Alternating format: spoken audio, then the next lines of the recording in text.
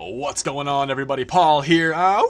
Coming at you from Galaxy News Radio. Wait, this isn't Fallout, but it feels like Fallout given that I am in an advertisement wasteland, which is why today we're going to be taking a look at Viewly, an ICO that specializes in taking down those advertisements and delivering revenue directly to the content creator. So we'll start with YouTube. YouTube is by far one of the largest video platforms in the world, and it is currently experiencing what's known as the adpocalypse, in which content creators are seeing mere fractions of the revenue that they used to receive for content they made just a few months ago, and this has forced a lot of content creators to look around and get supplemental incomes. A lot of them have turned to sources like Patreon, some have altered their content to allow for a bit more advertisements, thereby increasing their income, and others still have opted for direct paid promotions where they insert awkward advertisements in the middle of their videos. So while this may initially seem like a greedy cash grab from YouTube, a Google subsidiary, the real reasons for the pay cut has a lot more serious implications for the very fabric of the internet and for content creation at its core, and that is how much money is coming from where and why.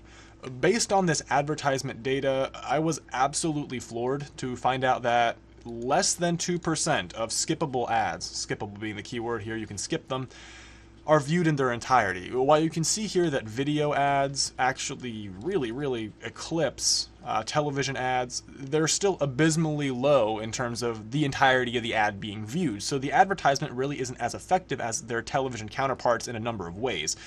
And companies pay millions, sometimes billions with a B, of dollars per year to have these ads shown to specifically defined demographics, and they're going to take note of this pathetically low penetration rate. This article from Wall Street, I think, says it very well.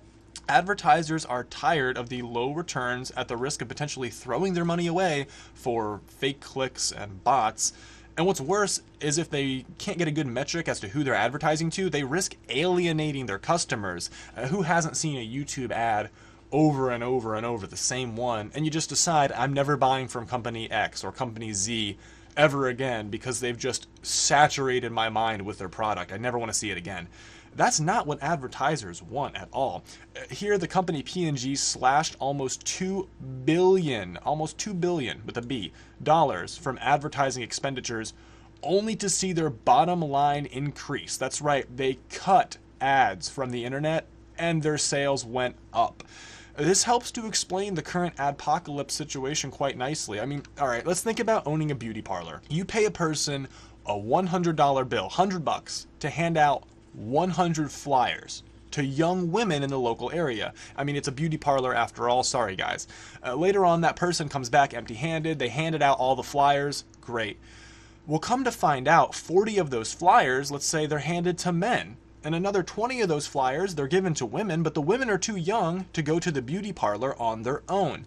That means out of the 100 flyers that this person handed out, only 40 of them got into the hands of prospective clients. 25 of those flyers, let's say out of the 40, were immediately thrown in the garbage or never looked at, which means that only 15% of those flyers were effective. Let's go back and compare that 15%, which sounds pretty bad, with less than 2%.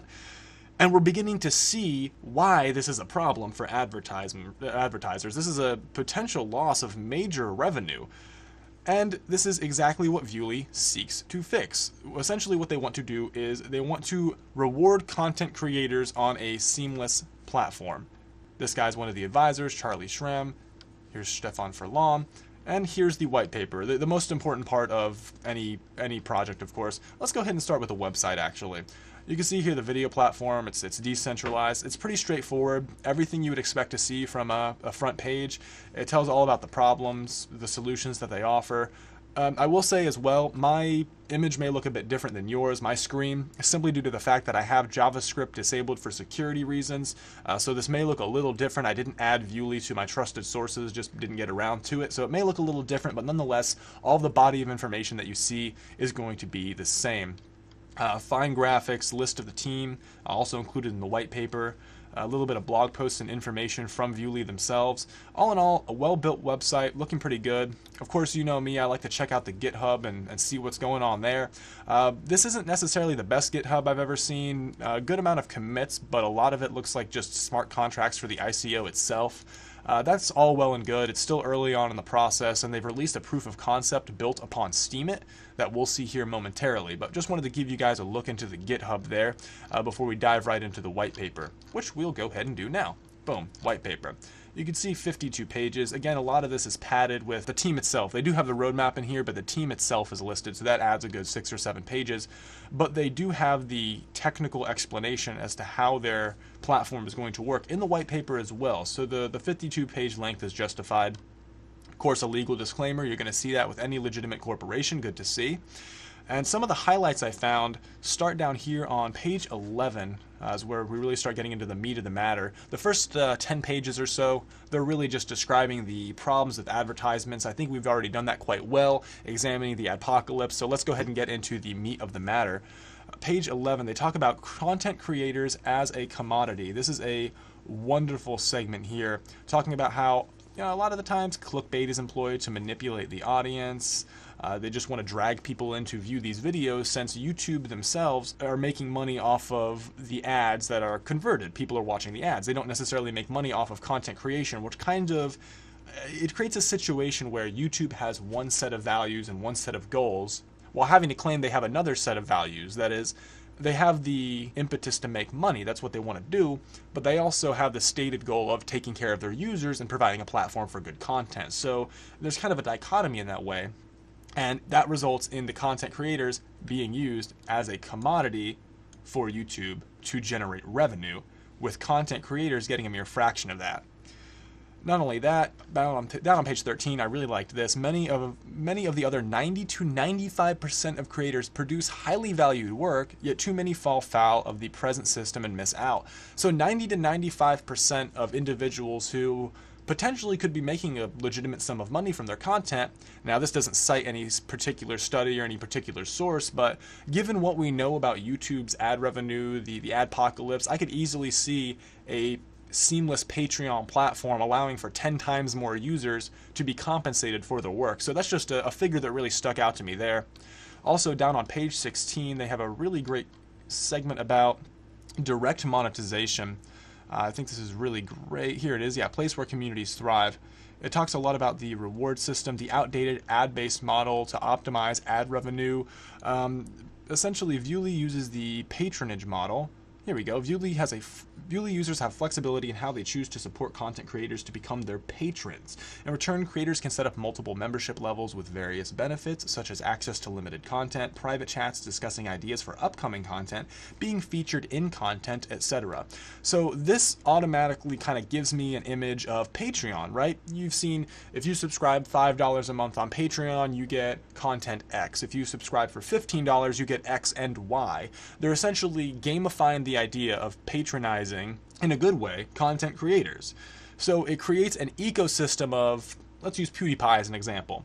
Let's say I really enjoy PewDiePie's content and he wants to give me extra access to videos, maybe 2 or 3 a month for $10 a month. Well, that's fantastic. I will give him capital, $10 a month, to get access to content I enjoy.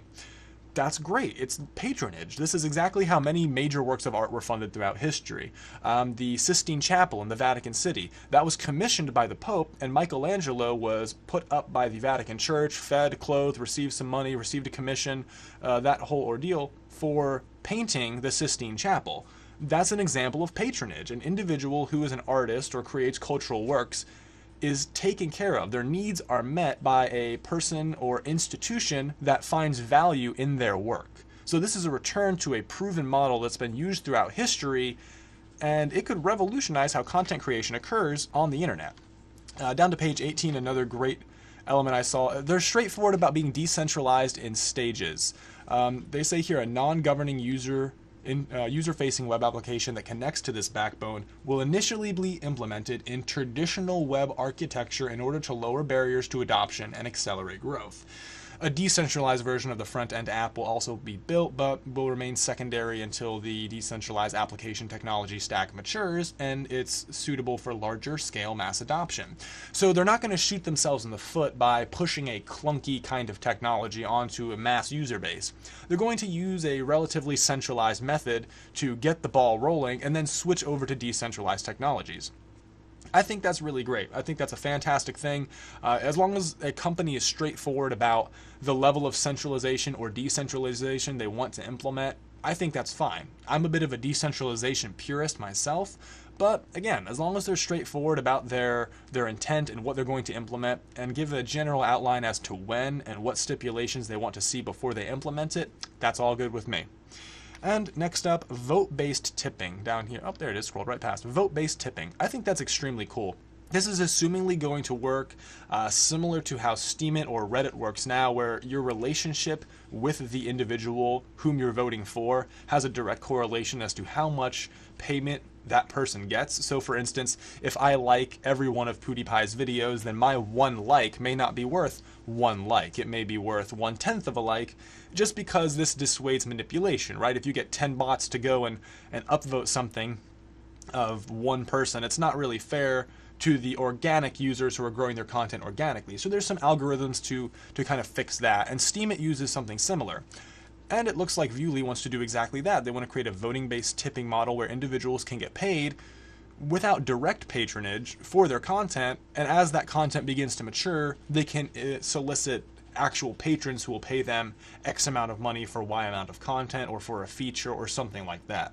So all in all, I think this is a very, very interesting kind of historical return to a proven model of patronage and value fit for the internet and fit for digital communication. So the way I see it is this comes at a perfect time. YouTube is experiencing the adpocalypse. Corporations like Patreon, they take a large share of... Here it is. Yeah, they take a large share of the revenue garnished by the actual content producer.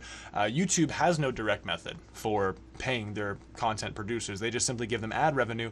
Viewly seeks to be everything and more. They want to directly pay content producers, serve as a platform where you can upload your content, and create a system where you can patronize individuals whose content you prefer in a variety of ways. You're not limited to just, oh, I'm going to tip this person with a coin. You can pay X amount of money a month. You can negotiate what you want for this payment. It's a very, very unique and flexible system. So in my opinion, if Viewly does this right, we're looking at a great project. I think this could be big. Content curation and content creation are huge in the new economy, so it could be positioned very well. Again, a quick look at Stefan Furlan. He's the guy from Slovenia who's the CEO, I believe, of this project. Let's check real quick. I don't want to misinform you guys. Just to be sure, CEO, was it? No, business and organization. Okay, yeah, he's the founder, partner, or director of several startups, etc., etc. From Slovenia, I've heard some good things coming out of Slovenia recently in terms of cryptocurrency, so they're pretty favorable to the scene. Not overtly favorable. They're not like Gibraltar or Hong Kong or anything like that, but all in all, positioned pretty well. I like... Where's it at? Oh yeah, when I had JavaScript enabled, this looked a lot better, but he has a pretty great track record, PhD candidate, CEO of Optolab, director of an analytics corporation. So all in all, it looks legitimate to me, has over 500 connections. That's really hard to fake in and of itself. So this looks like a legitimate project in my opinion. And just a little bit of background, from Zero Hedge, researchers have come out and basically said, look, Facebook is really bad for you.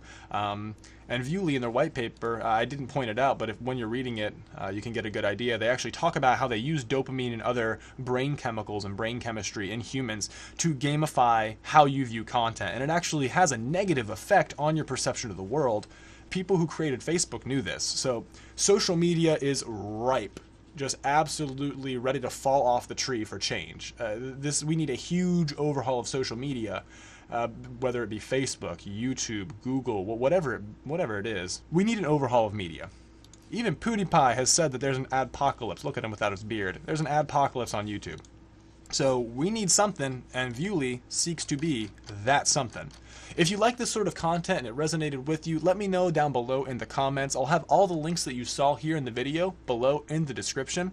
This ICO review was actually inspired by a user named Mendaza0, so shout out to you, Mendaza0. This was a really great recommendation. So if you guys know of any other ICOs that you're interested in or you think would be worth reviewing, go ahead and let me know in the comments below, and I very well may take a look at them if they look awesome like this one. So like I said, guys, thanks so much for everything. Thanks for the support. All links below in the description. Like, share, subscribe. Check us out on Discord. We would love to have your input. And follow us on Twitter, again, in the description. Thanks again. My name is Paul, and I'll talk to you guys next time. War. war never changes.